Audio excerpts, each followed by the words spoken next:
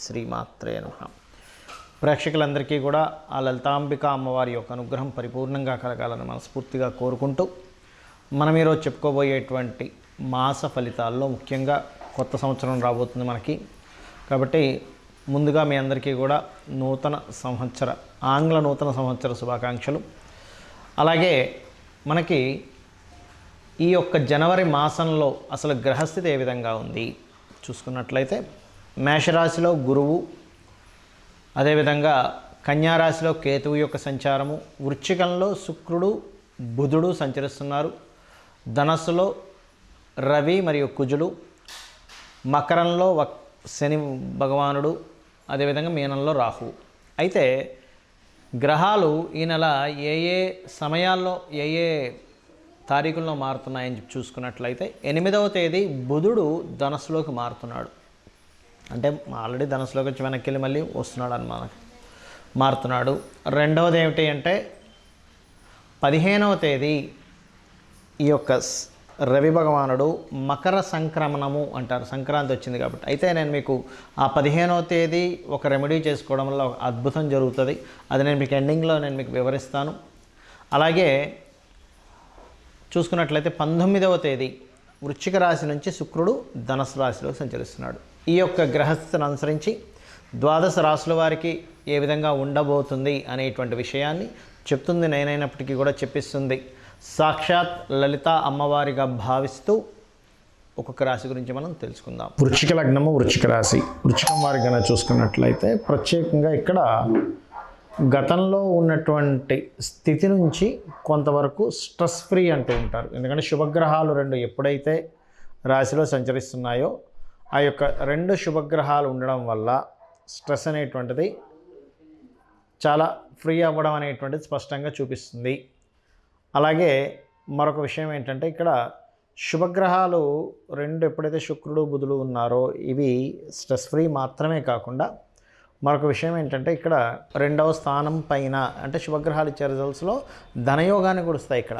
కాబట్టి 2వ స్థానం పైన రెండు ముఖ్యంగా క్రూర గ్రహాలు ఉన్నాయి వృశ్చికం వారికి, కానీ 2వ స్థానం మీద గురువు దృష్టి ఉంది. కాబట్టి ఏమిటి, ఇక్కడ రెండు విషయాలు జరుగుతాయి. ఒకటి ఫైనాన్షియల్ గ్రోత్ ఉంటుంది, దాంతోపాటు మీకు కుటుంబ సభ్యుల మధ్యని కొంత స్ట్రెస్ యోగం కూడా ఇస్తుంది ఇక్కడ. కాబట్టి వీటిని కనుక గమనించుకున్నట్లయితే స్ట్రెస్ మరియు ఈ యోగము ఈ రెండింటినీ చూసుకున్నట్లయితే ఈ కాంబినేషన్ ఏదైతే ఉందో ఎటువంటి ఫలితాలు ఇస్తుంది, ఏమిటిది అంటే ధనయోగం వస్తుంది, కానీ అనవసరమైన గొడవలు కూడా ఉన్నాయి. కాబట్టి కాస్త జాగ్రత్తగా డీల్ చేయాలి.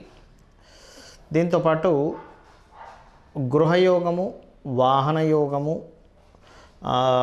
కొంతమందికి తెలియకుండా కొన్ని మీరు ఏదైనా ప్రాపర్టీస్ కొనడం కానీ, అంటే అనవసరంగా తెలిసి అందరికీ దాన్ని అడ్వర్టైజ్మెంట్ చేయడం ఎందుకు, ఇప్పటికే కొంత మన మీద ఒక రకమైన భావంతో ఉన్నారనేటువంటిది, కొంత సీక్రెట్గా కొన్ని అది ఆస్తి సేకరణ అనేటువంటి చేస్తారనేటువంటి స్పష్టంగా గోచరిస్తుంది. అలాగే లోన్స్ లభిస్తాయి, మరియు రాజకీయంగా మంచి యోగం అనేటువంటి స్పష్టంగా గోచరిస్తుంది. అలాగే మరొక విషయం ఏంటంటే, ఇక్కడ చూసుకున్నట్లయితే ఈ ధన సంబంధించినటువంటి అంశాలలో, గృహ సంబంధించినటువంటి విషయాల్లో, ధన సంబంధించిన విషయాల్లో ప్రత్యేకంగా గ్రోత్తో పాటు చేసే ఉద్యోగంలో కూడా ప్రమోషన్స్ లభించడానికి పూర్తి స్థాయిలో గ్రహాల యొక్క అనుకూలత ఉంది అని చెప్పుకోవచ్చు. అది కూడా ప్రత్యేకంగా 15వ తేదీ వరకు. 15వ తేదీ ఎప్పుడైతే ఈ లగ్నాధిపతిని దశమాధిపతి వీడి మకరంలోకి వెళ్తూ ఉంటాడో అక్కడ కొంతవరకు తగ్గుతూ ఉంటుంది. అయితే మీరు చేసే ప్రతి పనిలోని సక్సెస్ రేట్ బాగా పెరగాలి అంటే కనుక మీరు చేయవలసింది గణపతిని ఎక్కువగా ఆరాధించండి. గణపతి యొక్క ఆరాధన ఎంత చేస్తూ ఉంటే అంత చక్కటి ఫలితాలు వస్తాయి, గుర్తుపెట్టుకోండి. అదేవిధంగా గణపతితో పాటు రాహుకేతు గ్రహాల దగ్గర కూడా దీపారాధన చేయండి, అన్ని విధాలు బాగుంటుంది. రవి సంక్రమణం జరిగే రోజు 15 జనవరి రోజు ఒక పరిహార మార్గం చేసుకోవడం ద్వారా మంచి జరుగుతుంది అందరికీ అనేటువంటిది నేను మీకు మొదట్లో ప్రస్తావించాను. ఇప్పుడు దాని గురించి చెప్తాను. అదేమిటి అంటే 15వ తేదీ ఉదయమే సరిగ్గా మనకి సూర్యభగవానుడు ధనస్సు రాశి నుంచి మకర రాశిలో ప్రవేశిస్తుంటాడు. ఇలా ప్రవేశించేటప్పుడు ప్రధానంగా మకర రాశి అనేటువంటిది మనకి కర్మస్థానముగా చెప్తూ ఉంటారు. అంటే కర్మకు సంబంధించినటువంటి రాశి. ఈ కర్మకు సంబంధించినటువంటి రాసుల్లో మకరము, కుంభము. అందులో ప్రధానమైనటువంటిది మకరం.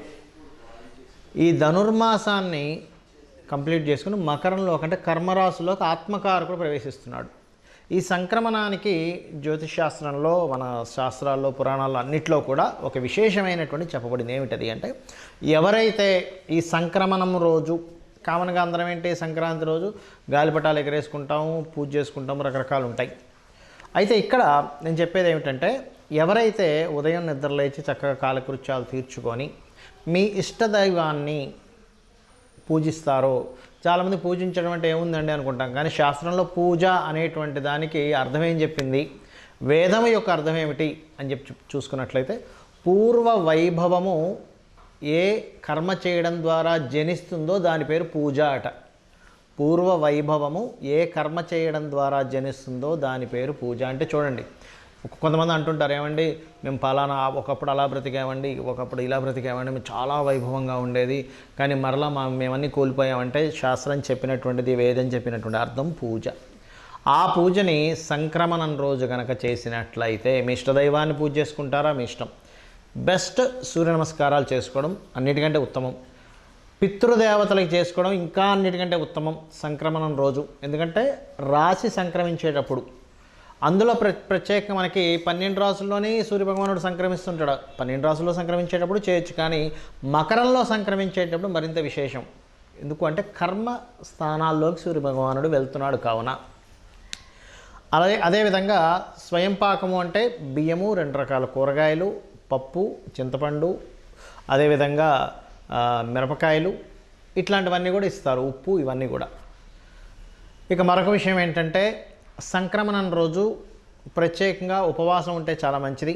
ఉదయం పూట నుండి మధ్యాహ్నం తినొచ్చు, కావాలంటే స్వీకరించవచ్చు. ఉపవాసం ఉండలేనండి, నేను చాలా ఇబ్బందిగా ఉంది, నా ఆరోగ్యం సహకరించదు అనేటువంటి దానికి శాస్త్రం చాలా స్పష్టంగా బాలులకి అంటే చిన్నపిల్లలకి, ముసలి వాళ్ళకి, అనారోగ్యంతో ఉండలేని అనుకునేటువంటి వారికి ఏమీ ఉపవాసం ఉండాలని చెప్పి లేదు అని చెప్పి నియమాలు చెప్తున్నాయి మన ధర్మసింధు, నిర్ణయ సింధు పుస్తకాల్లో.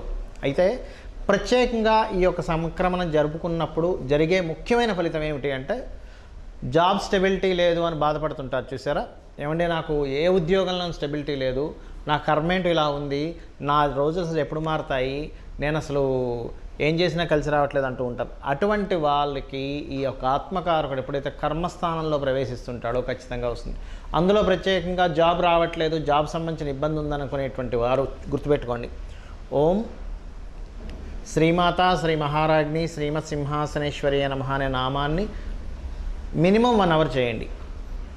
అదేవిధంగా సంపదలు లేవండి, ఫైనాన్షియల్గా బాగా ఇబ్బంది పడుతున్నాం అనుకునేటువంటి వారు ఓం సంపత్కరీ సమారూఢ సింధుర వ్రజ సేవితాయ నమః చేసుకోవచ్చు. లేదా ఓం ధర్మాధార ధనాధ్యక్ష ధనధాన్య వివర్ధిని అనే నామం కూడా చేసుకోవచ్చు.